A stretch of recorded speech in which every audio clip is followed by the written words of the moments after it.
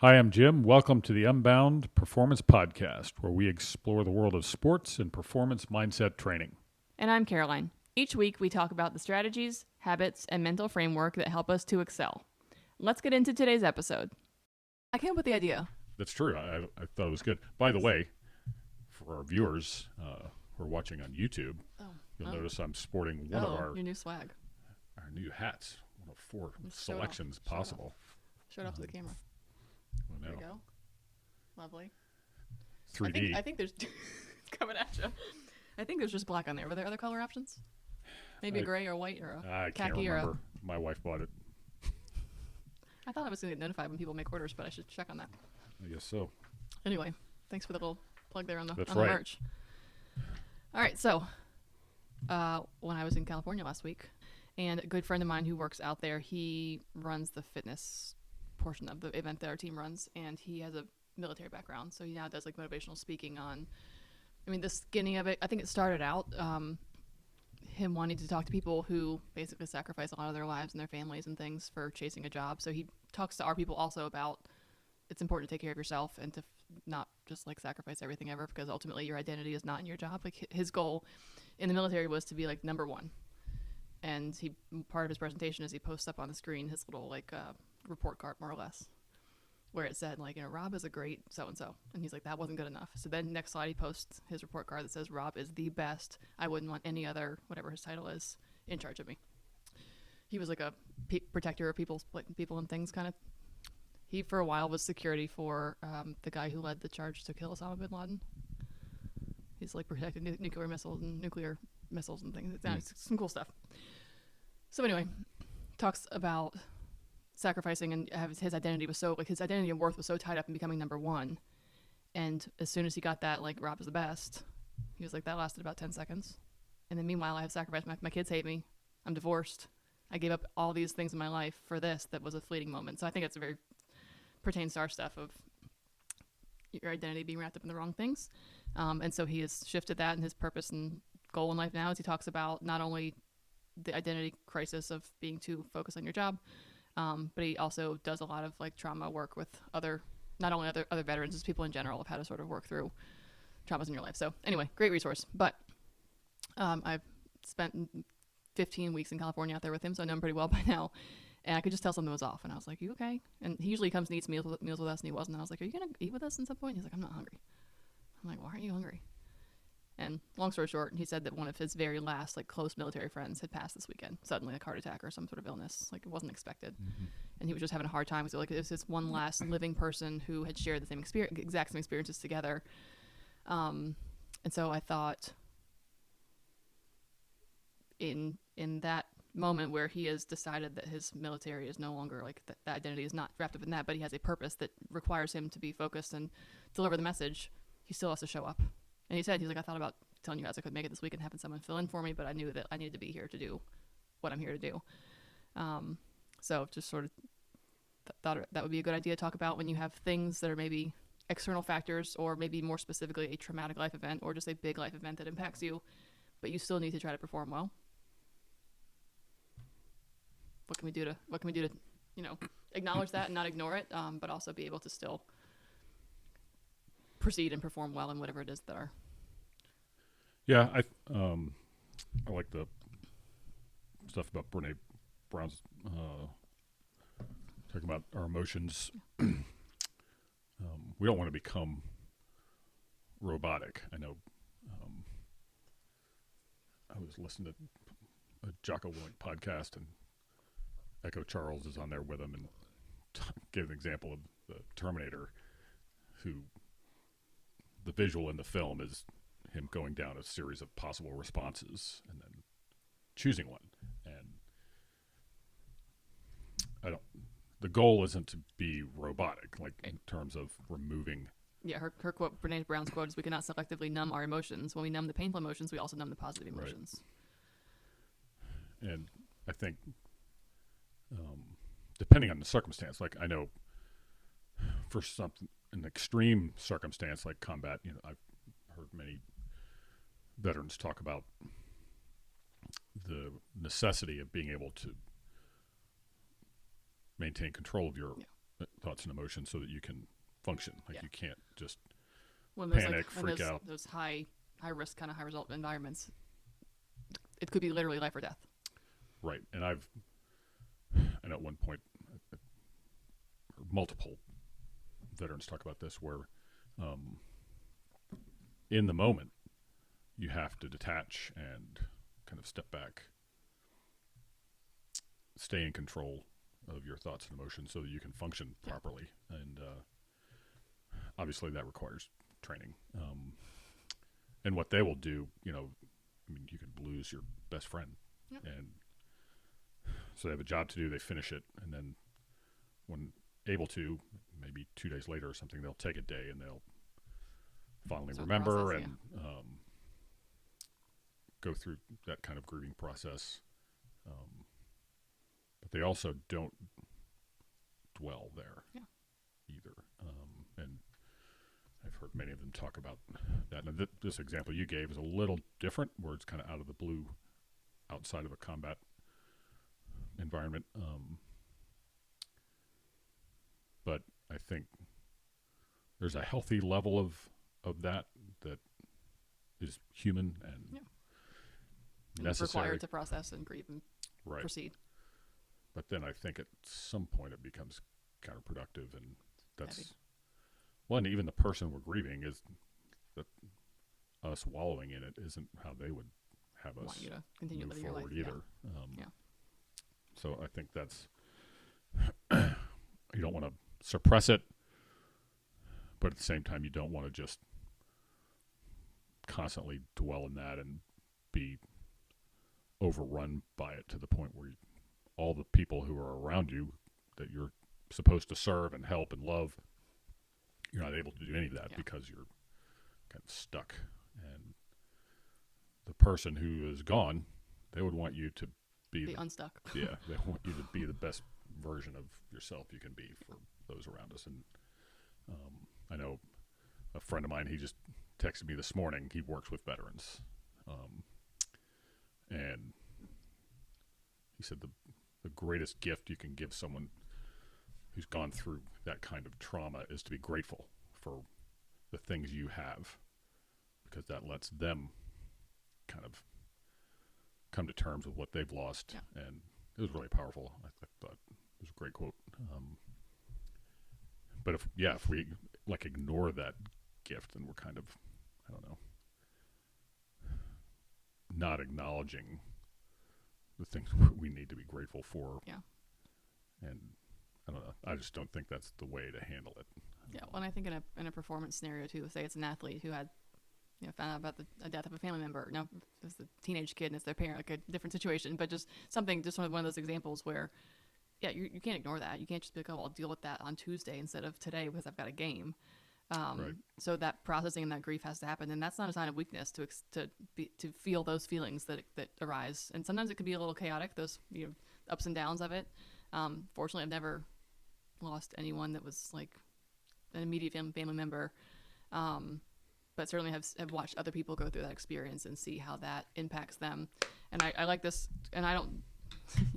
Since you read the book and I didn't, just typical. We'll give an episode on the extreme ownership quote from Jocko that says discipline equals freedom. And I'm not even going anything beyond this, but the subject here is the role of discipline during chaos. And I think that can be a very chaotic time emotionally. Maybe your schedule got crazy, you had to fly somewhere. Maybe you're taking phone calls late, and like whatever your situation is that becomes chaotic, but you still have something that has to get focused on and get done. But that discipline of being freedom, discipline equals freedom. If you have some of those practices in place that will even if it's just a 5-minute thing or 5-second thing that brings you back to center, to home base for a minute, and just get that. It's like taking a deep breath throughout the day. Like if you have some of those habits, which we'll talk about shortly with coping mechanisms and some techniques, if you have those things in place before this event takes place, where you've got them in your arsenal, the ability to at least have those moments of like, okay, I'm like, just bring your heart rate down, bring your mind back to focus, can be crucial in being able to maintain and stay focused during that chaos.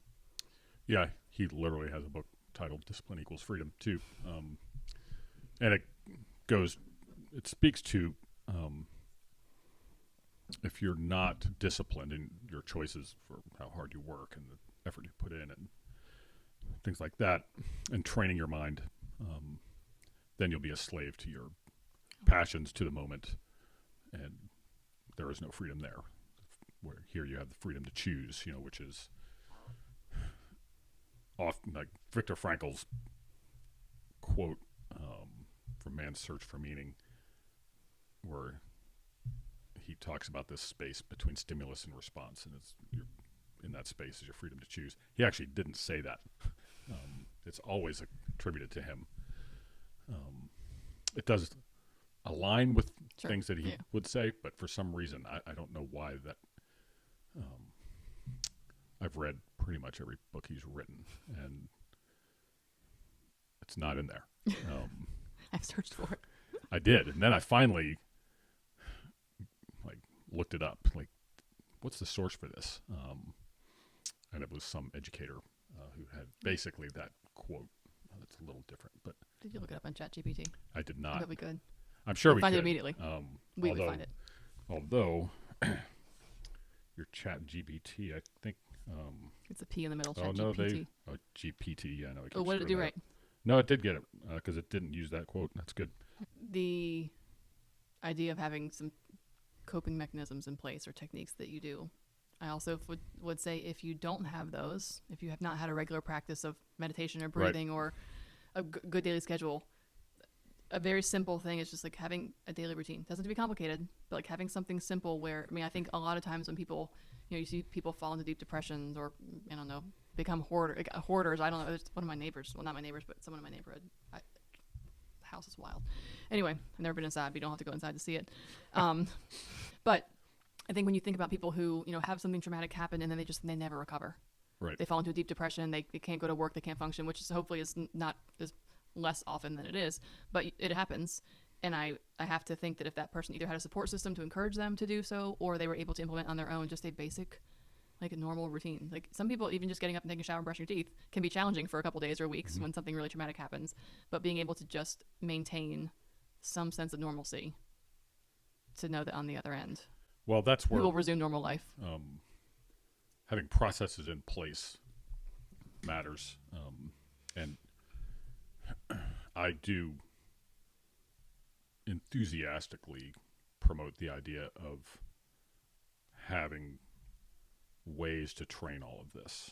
And I was just texting with someone this morning about working with someone she knows, and I told her, I said, look, I typically get people reach out to me when someone is struggling. Yeah, after the fact. And we get them back to okay or functional, and then they'll stop.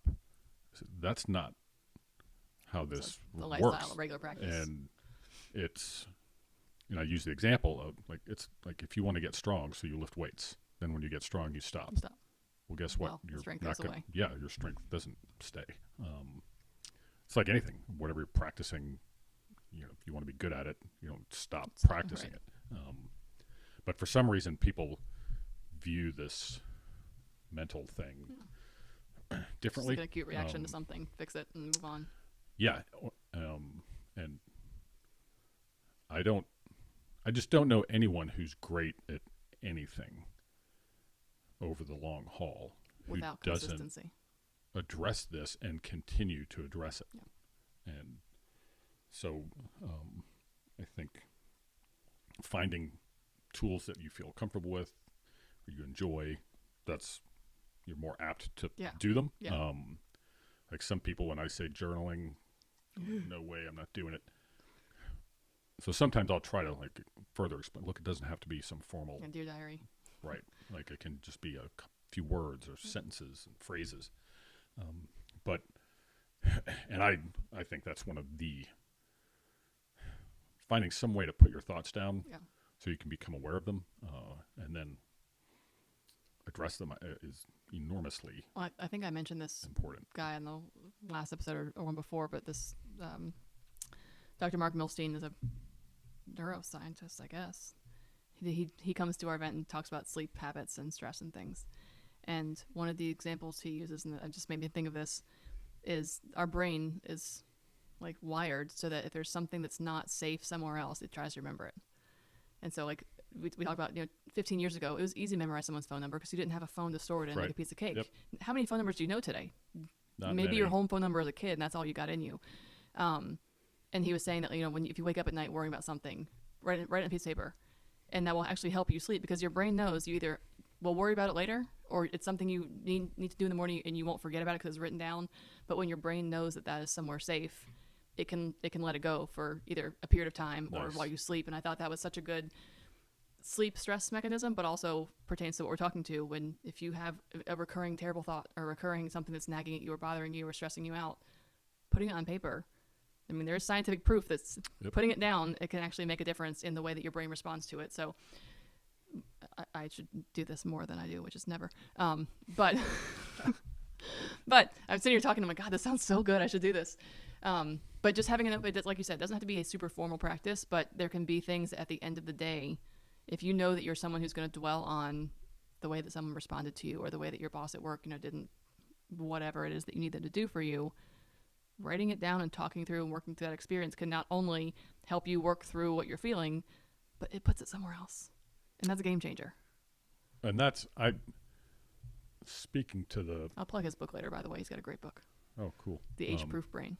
Oh, You'd like it. nice. Sounds good. I think I haven't read that I think I yet. have a copy of my... Yeah, look at me with a book suggestion. know. This is new. Loving every minute of it. Well, I think I've mentioned this before. Like, I was always recommending other people meditate. I wasn't doing it. Right. I really was like, that's so gross. Like, you've got to do it. So I started doing it. But that's, I remember, I know I've mentioned this example before, Larry Whitman in his book, Max Out Mindset, when he had a case of shingles that left a nerve in his face, I think on this side, paralyzed. And he was told there was like 50% chance that it would heal. Sure, yeah. And so he implemented all these tools that he said he hadn't been using up till that point. And so he visualized, like he found a picture of that nerve in an anatomy book, and he visualized it healing, and he wrote on top of the page in his journal, the right side of 50, and it healed. And someone like him, he's a hugely successful performance psychologist, but he needs to hold his own feet to the fire, just like all of us. Well, so the comment you made about you don't just practice and get good enough and stop practicing. You continue the practice because it is good for you in the long term, not as an acute response to one single incident, and then you move on. Exactly. And I for me, the ability, like from any kind of life standpoint or performance standpoint, the ability to step back, take a breath, and pause, detach, is what Jocko Willink always refers to. That just doesn't happen automatically. Like, is our awareness of what can set us off, trigger us, or whatever improves, which only happens by us being mindful instead of mindless. Then, like, I know I had a moment the other night with one of my kids where they were not behaving the way they should, and I went from 0 to 150 quickly. What?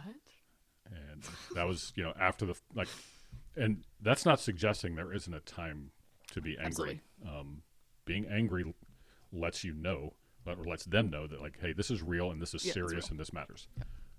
It just can't be out of control all the time. If every time something big or small happens, you react in a fit of rage, well, then when something serious is happening, I'm a yeller. I am constantly yelling at the kids, and not necessarily yelling mean, but like if someone's about to fall, like my voice gets loud quick. Not always in anger, but just that's me. But now that my oldest is old enough to where sometimes I am angry with her when we talk about it, she just laughs at me. Well, talk about infuriating. Like, she can't keep a straight face. If I'm like, that's when you grab them. No, just kidding. Give them a little joke. Yeah, but I don't know where I went with that. But yes, I think that there is a time and a place for I know reaching that level. Even from a coaching standpoint, once I became much better at being aware of and controlling my thoughts and emotions as a coach.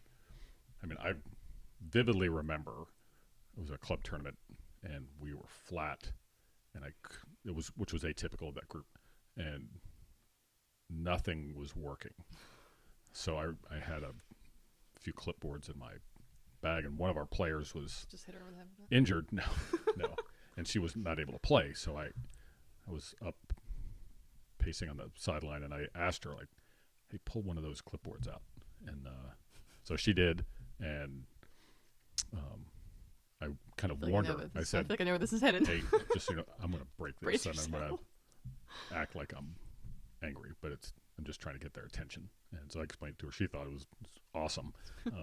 She's like, can I break one too? So I called timeout. They came over, and I snapped the clipboard. And at the end of that season, she gave me another clipboard with a really nice note on it, and then with underline like X number of days until next breakage that's or funny. whatever. Nice. It was very funny. But I think, I mean, one, I have the ability to be angry, Sure. like on demand, kind of, Yeah. because I would It's a just kind parenting of hack, let by it the go. But I think that all of this goes back to an awareness of who we're being right now, and does this match up with who we would like to be, and then the ability to kind of reload, reset, recalibrate, all that kind of stuff. Then you use these tools for I like that. the recalibrate thing. Yeah, it's good. I think I stole that one from Jocko Willink too. Oh. He got a whole thing: reload, recalibrate. He's awesome. If you're not listening to Jocko Willink, do it. You better. So I know we had here some breathing techniques that Mark Devine, he writes a lot on that, talks a lot about that in his podcast, the box breathing and 4x4 breathing. We don't have to go into detail on those. No. Understood. But we will go into those in like people can later. look those up. Yeah, like, it's easy. Yeah. But I like the grounding techniques. For me, that is something that, and I think it's important also to note that, whether it's breathing techniques or journaling or meditation or grounding techniques, I mean, maybe they all work for you, but more likely than not, one or two are better for you, and those are your go-tos. And for me, I've recently realized that like grounding, whether it's like literal outside grounding, like which is actually what I do more often than not. Some days when I'm in the house and I'm working and it's one thing to the next, all of a sudden I feel like I'm just like floating in this work bubble. And sometimes just stepping outside and like feeling the warm sun on my face and putting my bare feet in the grass and just like standing on the ground for a sec and not standing on the ground in my house, going outside and getting like a little burst of fresh air. Cause yes, I would rather go for an hour-long walk and get fresh air and get to see nature and do those things. But on days that I can't do it, sometimes those little 2 chairs on my front porch, I just sit there for like 5 minutes. And I may even just be scrolling my phone, but like a different environment outside brings me back to like, I am human. This is Earth. Things are fine. I'm breathing air. There is sun. Like, which is, I think, in those moments of like deep concentration on things that are not, I think I won't get into science of it because I don't know it well enough, but I believe there's a ton of science on just the outdoors and nature, right? Yeah. But that was not only important to point out that there are lots of things to do, but it's not always all of them, but it might be some of them. So practice them, try different options, and figure out which one works for you so that you know which one to go to when the time is right. And I mean, it's interesting because it's sometimes you're in a situation where it's very helpful to just like, what am I doing right now? Yeah. Like being present right here. Yes. Other times, if we need to step back, see the big picture, right? Calm down. Step outside of it for a minute. So you kind of have to know, and that's where you become aware of maybe how you're breathing, or all of a sudden I'm sweating, or my voice is getting louder, or whatever. That helps you know the difference, because you don't always want to be totally detached. And it's like if you're in a discussion with your better half, if you're just always calm, robotic, or whatever, you're liable to get smacked over the head. I don't know why I'm thinking of this, but this is part of the grounding thing. But a good friend of mine who, well, I won't get into what she does because we can talk about that at a later date. I love her. She's wonderful, and she does a lot of these sort of coping breathing. She's really the one that got me into like putting my bare feet in the grass. Another exercise of sort of step in a moment when you can't go outside or you can't step away from your computer, but you can take 30 seconds. The example she gave one day, she was like, how many times have you driven home from work or driven home somewhere familiar and you get home and you're like, how did I get here? Right? And she was saying that like it's very important to like, where are you using your eyes to look? And she's like, where's your focus? I'm like, well, a lot of times it's at the phone, it's at the clock, it's at the kids, and all of a sudden I've turned on 7 different streets and we're home, and I'm like, oh God, like who was driving the car just now?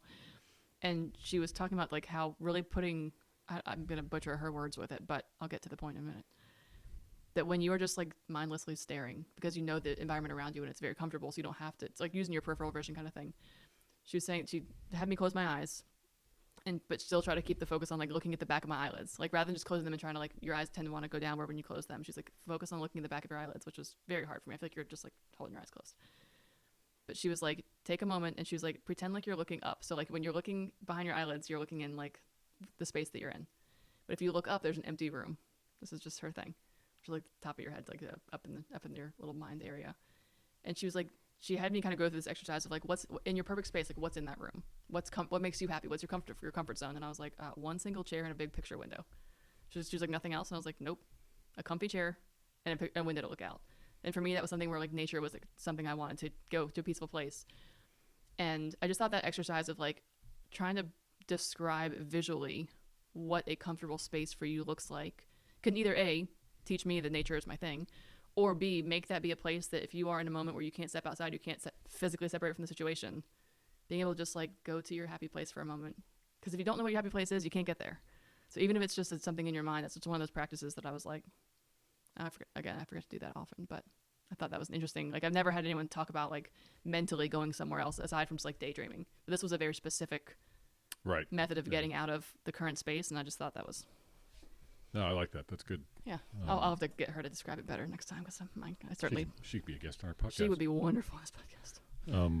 And I will go back to journaling really quickly. I know I would encourage anyone, even if you're automatically not feeling great about it, just go ahead and do it anyway. Yeah. Like,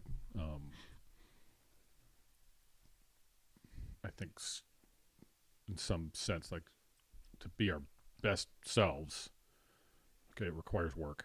There's no escaping that. And you know, if you're, I don't want to get up at 5 a.m. to go train. Yeah. Is there any time where you do want to get up really early? No, probably not. Get up and do it anyway. I know Dennis Lehane, who's a novelist, and I went to a book signing he did a number of years ago, and he was talking about the process of becoming a writer, and actually one after another. I went to a lot of those at one point when we had a lot of author events around here. For whatever reason, haven't had as many since COVID, but they would all of them would talk about, they would seek advice from someone who's already a successful writer. Well, you have to write. And, you know, invariably all these people already had full-time jobs. And, well, I don't really care about your full-time job.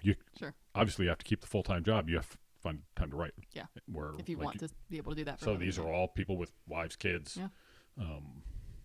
And so I got up really early yeah. and wrote. If that means you have to get up at 4:30 in the morning to write, then that's what you do. Well, I think that's the thing. People, there's so many, especially in this phase, a little more me than you maybe with parenting, of just having, I don't know, maybe it's not more me than you. You always hear from people, well, I just all the time. Whether it's working out or, and for me, I always talk about like cooking a meal for dinner. I don't want it's all the time to meal prep. Well, if I wanted to. And some days I do. But like, if that's something that's really important to me, is to cook a home-cooked meal every single day, well, then there are things I'm going to have to do, whether it's staying up later at night to prep or getting up earlier. I was thinking this morning, I got up, I told you about the friend that wants to start going to the gym during the week, and to me, it's important that I go support her in that, and so I usually go at like 7:30, 8 o'clock, and she's like, I can only go if it's like 5 a.m. when they open. So I've got a new gym routine. And so this morning, I went to bed later than I wanted to last night. It was like almost midnight. My alarm is set for 4:30. And this morning I got up and I had no moment of like, oh, I wish I text her and bail on this. But I had a moment of like, God, this is going to be rough. But then I thought, you know what? Last Sunday I got up for a flight, a 7 a.m. flight that I had to be at the airport, at 5:36. I stayed up just as late. I had to get up and pack, and I just did that because my flight was at a certain time. Right. No choice versus choice. And so when you decide that something's important to you and it becomes a no choice, then you do it, period. That's all there is to it. So I could go on forever about people who say they don't have time for things, but I don't think we should ever sacrifice all of our sleep. I'm a big believer in quality sleep and rest. But like you said, if these people want to become writers and they have to write to get there, then do what you got to make the time. Yeah, I mean, I just don't. I think we think how much time we spend scrolling phones, which Doom is scrolling. probably the easiest Time suck. time stuck for sure. Yeah. To like become aware of and then make some adjustments. But it's all about who you want to be, what do you want to accomplish, and then doing whatever it takes to get there. Yeah. And I don't. Okay, sorry. I don't.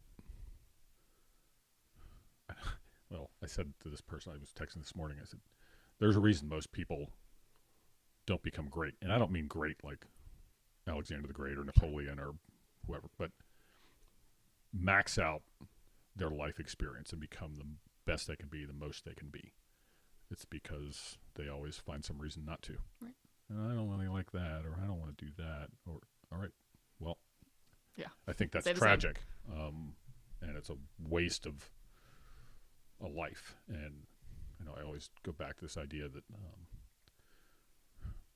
Erwin McManus said in one of his books about the real tragedy of you not becoming like your best self.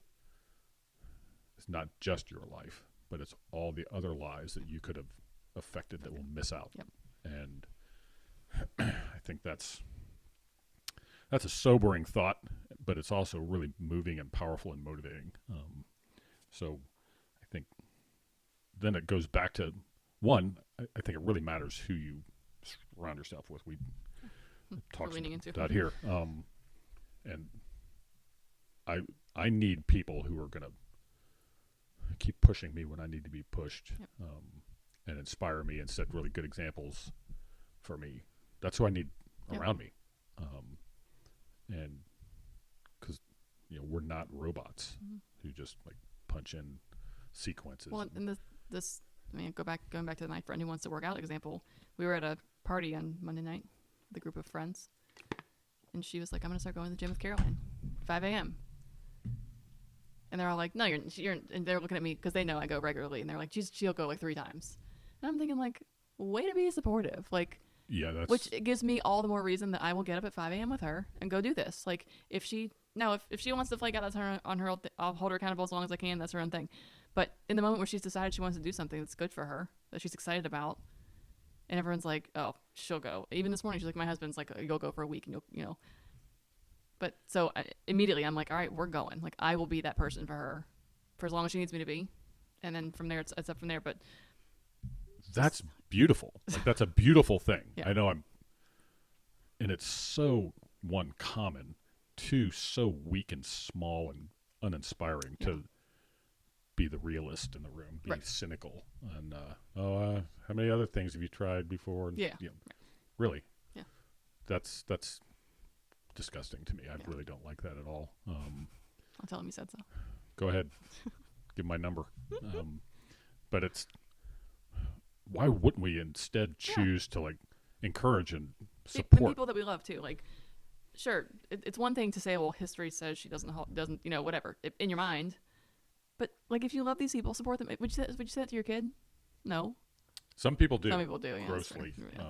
But I like to think that people who are trying to be good parents won't do that stuff. But I just think that when you are, and this is talking about leaning on support and connection for other people in the scenario where you're dealing with the tragedy, but all the more reason that those people who might at some point be a support system for someone, needing to recognize how important it is for them to have you. So if someone is reaching out to you for support, freaking support them. If you love them, support them. Right. Like, you will love them by doing that. And there's no better deed in my mind. And just because these are all the conversations we have in our own heads too. Like, we've got plenty of help Yeah, I'm sure she said that. Yeah. in that. But we need to remember, they need to remember that history is not a guarantee of future performance. You can choose to do otherwise instantly, right now. And I would think that's what we would want for each other. is you're going to do that. Awesome. Go for it. Yeah. Doesn't that sound like a much better message Can't to wait to see deliver? how it works out. I hope everything you want comes from it. Yeah. Rather than have someone who's, but that, I think often those are people who themselves don't want to step out and Yep. make a move. Yep. I know the idea of post-traumatic stress is very common. But there is also a flip side of that. It's post-traumatic growth. I would say, like Edith Eger in her book The Choice, Viktor Frankl in all his books, he talks about the idea that you can choose to view your tragedy in one way or another. And that doesn't mean there aren't going to be tragedies. There are. Right. There's not going to be unfairness. There is. There's always going to be tremendously adverse situations. But I know both Frankl and Eger talk at length about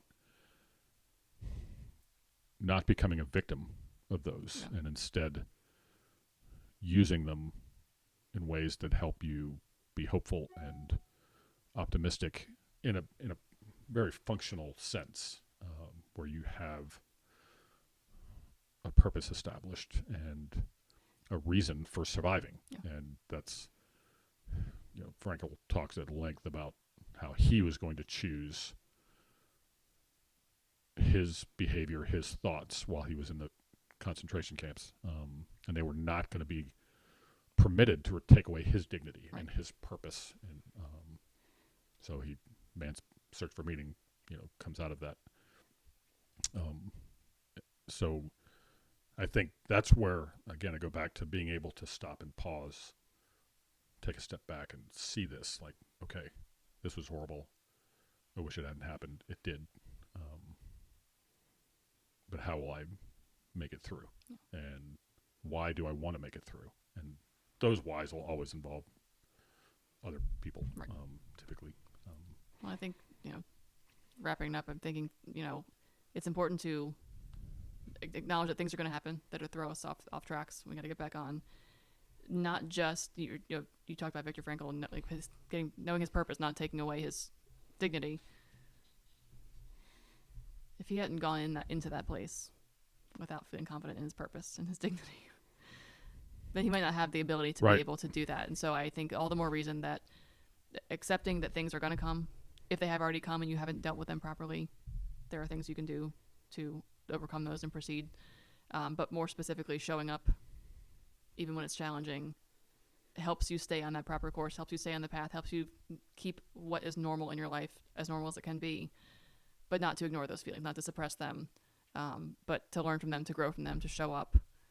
And if you don't already have these tools in your toolkit, don't wait until you need them. It's very hard to start something new. Going back to that whole, when you're in I'm gonna say trauma or grief, keeping to a simple routine. So if you think that you're going to be able to go through something traumatic and now implement some new tool that you think is going to be helpful, that's going to be really challenging. Right. To flip that switch on and say, okay, well, I got to do this to make me get through this process. So having that arsenal. Starting small, whether it's, deciding that you're going to pick one thing from that list we talked about, breathing, meditation, go put your feet in the grass, whatever it is, trying something. That way, when you need to go to that toolkit, you at least have a starting point, have a foundation for that. Yeah. There's the waiting until you're in it to try to deal with it is a disaster kind of waiting to happen. Whether it's from a life tragedy standpoint or performance standpoint, I know people who they'll never work on their breathing until they're in the middle of a game and all hell's breaking loose. Then they're trying to do some breath work real quick. It's just, that's not how this works. And I watch so many athletes, you can see when their eyes just kind of glaze over and all of a sudden they're just overwhelmed. Yeah, they're checked out. I think training so that you're aware of when that's liable to happen. Right. And can I then catch it before it happens? Yeah, possibly. you see yourself dealing successfully with that and whatever.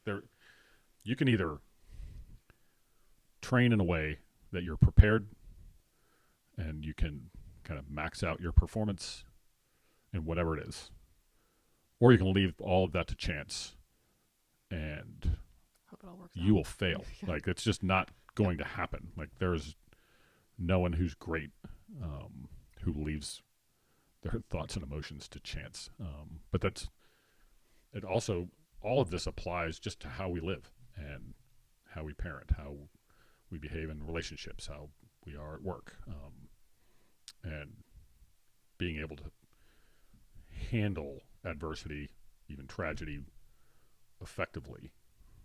I'm not trying to remove the emotions from this at all, but they also can't overrun us for days and days and days and days. Like, that's not how we're supposed to At some point, we have to be able live. to compartmentalize, and there are things to proceed that are still happening in the world around us, and we can't just wallow in those bad feelings. But also, at the same rate, don't suppress those feelings. If it's not now, let it be later.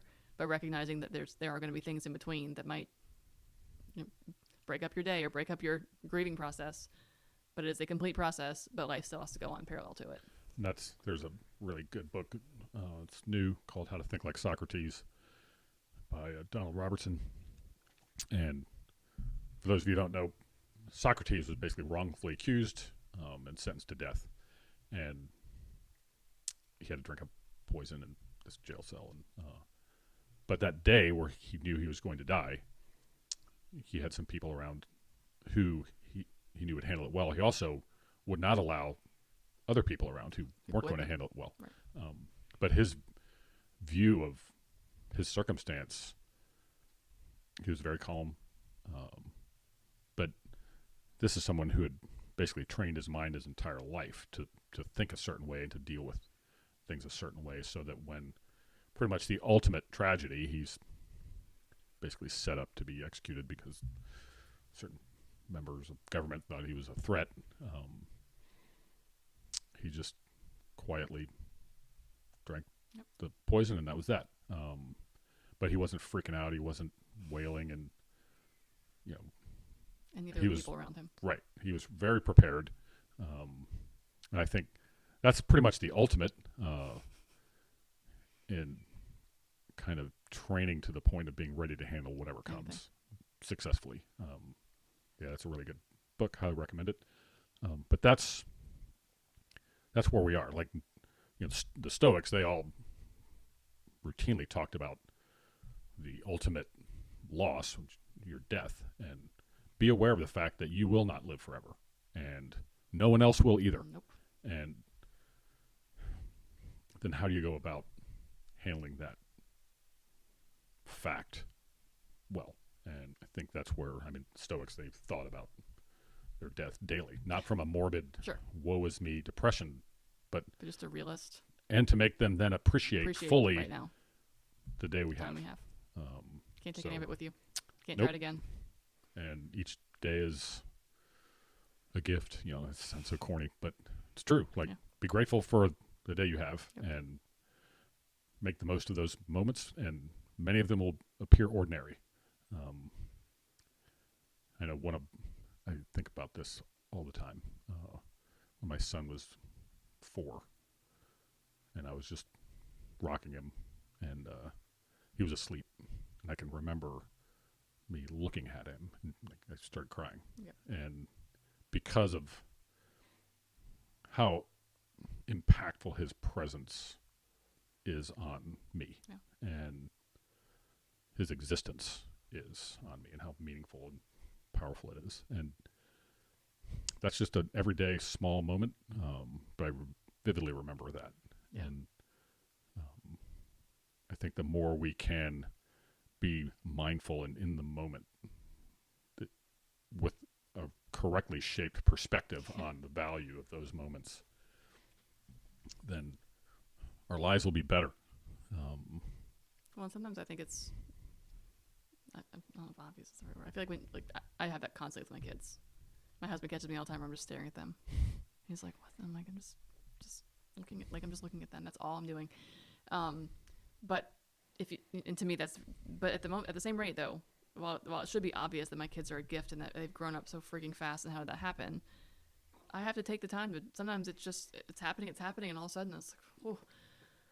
But if you don't have something like children, or you don't have something that's very obvious to you that you should be so freaking grateful for and appreciating and loving every single day, look for things. Right, find them. Absolutely. Because if you don't have things that put you in a total like, oh my God, how great is this? Yep. Then you're missing out on a feeling for starters, but also you can't go back in the end and figure out what those things were and hope they're going to have the same impact on you that they would have otherwise had every single day of your life. Yeah, I know. My 13-year-old daughter caught me looking at her like that the other night. She looks at me and goes, "What?" Yeah. I said, "I'm just looking at you, honey." She goes, "That's weird." But yeah, very important to think about the things, whether it's your children or the green grass outside or the wind in your face. Those little moments of awe. Yep. They're priceless. Crucial. Yeah.